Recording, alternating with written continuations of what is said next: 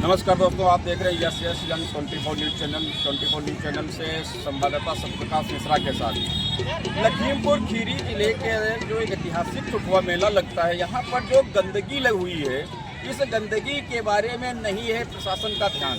ना तो यहाँ पर जिम्मेदार लोगों के गंदगी दिखती है, ना यहाँ पर जो है क्षेत्रीय नेताओं को गंदगी दिखती है। यहाँ पर डॉक्टर रमारमण मिश्रा की कैंप लगी हुई थी, 5 दिवसीय श्री राम कथा का आयोजन किया था। उनके द्वारा यहाँ पर कुछ देखने को मिल रहा है कि साफ सफाई की जा रही है। ये हैं हमारे डॉक्टर रमारमण मिश्रा जी, जो अपने हाथ से गंदगी की साफ सफाई कर रहे हैं मेला में जो गंदगी हुई है।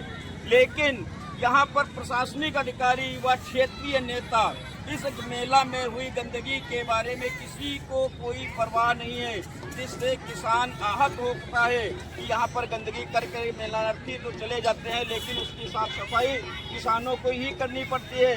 जबकि किसानों की ही जमीन पर मेला लगता है, ना तो कोई मेले की जमीन है, ना ही किसी तरह से कोई किसानों का प्रशासन के द्वारा सहयोग मिलता है। फिर भी किसान अपनी जमीनों पे अपनी फसल बर्बाद करके मेला लगवाते हैं और अपनी ही जमीन में किस तरह से गंदगी का अंबार ही झेलते हैं। लेकिन यहाँ पर देखने को मिल रहा है कि डॉक्टर रमारमण मिश्रा जी के द्वारा साफ सफाई अभियान भी चलाया जा रहा है कि हमने यहाँ पर 5 दिवसीय कथा का आयोजन किया है और जिसके जो है गंदगी हुई है वो मैं ही साफ करवाऊँगा यहाँ पर। आइए डॉक्टर साहब से बात भी करते हैं कि साफ सफाई का उद्देश्य और इसके लिए प्रशासनिक लोगों को या क्षेत्रीय नेताओं को क्या संदेश देना चाहते हैं और जनता के अंदर क्या संदेश पहुँचाना चाहते हैं। डॉक्टर साहब, जो आपने ये साफ सफाई शुरू की है, इसके प्रति आपकी क्या संवेदनाएं हैं? मैंने देखा है कि यहाँ पे लगातार 5 दिन से मेला लगा हुआ है। इसी ठुठुआ मेले में मैंने राम कथा का 5 दिन लगातार आयोजन किया है। लेकिन अब इस समय चारों तरफ हमारे ही फैलाई हुई गंदगी बहुत सारी दिख रही थी, तो हमारे विचार मन में ये आया कि हमारी पार्टी के सबसे बड़े नेता, जो आज के विश्व में नेता हैं, उन्होंने आह्वान किया था कि स्वच्छ भारत अभियान के तहत अपना सफाई का अभियान भी एक उसमें शामिल किया गया था। उसी को ध्यान रखते हुए मैंने स्वयं अपने हाथों से इतना कूड़ा साफ किया है। बाकी अन्य के अपने पूरे पंडाल के कूड़े की सफाई की व्यवस्था की जिम्मेदारी में कर, मतलब पूरे पंडाल की सफाई, जो भी जितनी दूरी में पंडाल लगा हुआ था डॉक्टर रमारमण मिश्रा जी का, उसमें जितनी भी जो भी गंदगी हुई है उसकी गंदगी की साफ सफाई की जिम्मेदारी है डॉक्टर साहब की बनती है। लेकिन डॉक्टर साहब ये बताइए कि मेला में जो गंदगी हुई है, ये जो साफ सफाई होगी या नहीं होगी, या आगे कोई नेता या इसका प्रशासनिक अधिकारी ये सफाई करवाएंगे या नहीं करवाएंगे, या आप अपनी जो है अपनी ही सफाई करके ये मामला यही शांत हो जाएगा? मुझे पूरा विश्वास है कि इस तरह से जब लोग देखेंगे, एक दूसरे को देख के भी लोग मन बनाते हैं।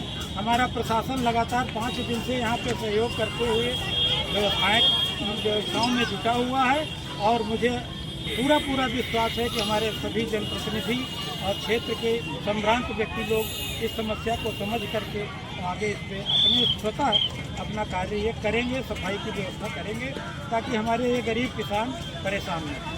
तो डॉक्टर साहब, ये तो सत्य है कि किसान की ज़मीन पे मेला लग गया, उसके बाद जो गंदगी होती है इसकी साफ सफाई करवाने की जिम्मेदारी क्षेत्रीय नेता व क्षेत्र जो है जिम्मेदार अधिकारियों की ही होती है।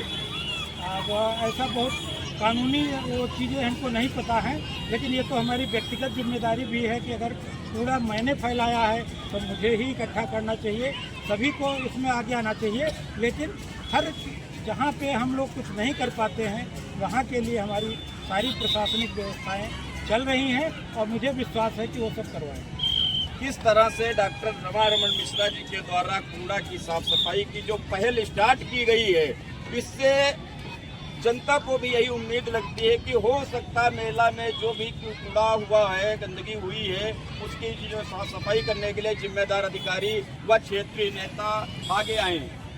लेकिन डॉक्टर साहब ने उन लोगों से पहले ही अपने पंडाल की साफ सफाई जरूर कर दी है। कोई आगे आए या ना आए, डॉक्टर साहब हमेशा एक कदम रहते आगे ही हैं। संवाददाता सत्यप्रकाश मिश्रा के साथ आगे की खबरें इसी तरह से आपको दिखाते रहेंगे।